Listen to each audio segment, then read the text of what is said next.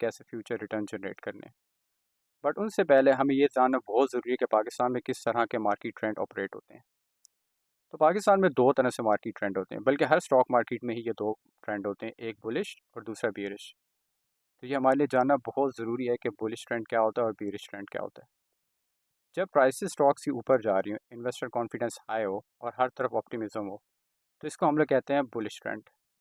और इसी के ऑपोजिट में अगर हम बेरिश ट्रेंड को देखें तो prices of the stocks they are falling और हर तरफ पैनिक सिचुएशन क्रिएट है और हर कोई बस ये चाह रहा है कि वो किसी तरह से अपनी मनी को सेव कर ले और वो स्टॉक से निकलना चाहते हैं।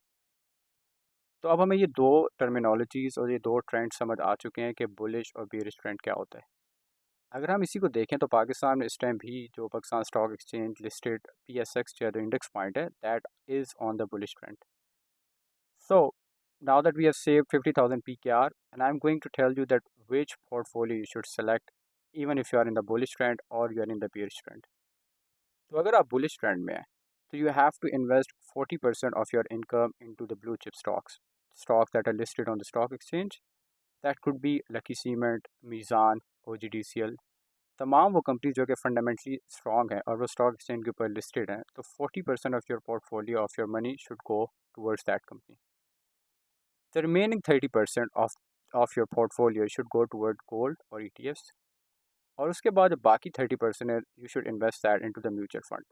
तो आपने इस तरह की बास्केट बनानी है जिस बास्केट में 40% of your saving is going towards the fundamentally strong companies that are listed on the stock exchange. 30% should go towards gold ETF, and the remaining 30% should go towards mutual funds. Mutual fund जैसे Al Mizan mutual fund है या MCB के हैं या JS bank के, तो किसी में भी आप इन्वेस्ट कर सकते हैं। म्यूचुअल फंड बहुत अच्छे रिटर्न देते हैं।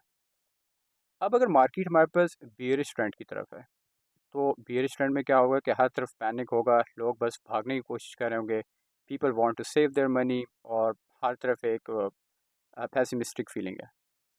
तो आपने इस सिचुएशन में क्या करना है? There is no need to panic.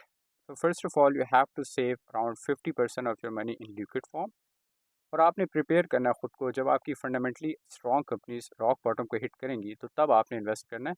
And that's the appropriate time for you to actually earn money on your saving as well.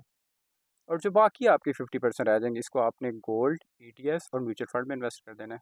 और म्यूचुअल फंड भी आपने वो सेलेक्ट करने हैं जो कि लो से मीडियम रिस्क के हों। अब लो से मीडियम रिस्क में क्या होगा कि जितना कम रिस्क होगा उतना कम रिटर्न आएगा, बट आपकी जो हार्ड अर्न मनी है वो भी सेव रहेगी। Or gold and ETF can actually hedge you against inflation or currency depreciation as well. So follow me for more finance related videos like that, and thank you.